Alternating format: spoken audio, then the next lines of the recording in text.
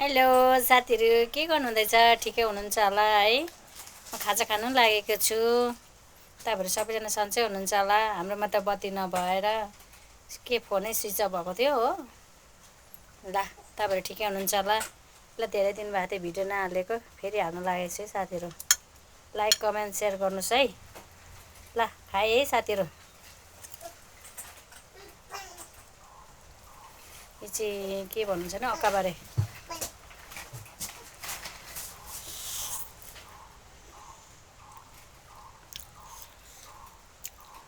खाजा खाएको दिउँसोको दामी हुँदो रहेछ।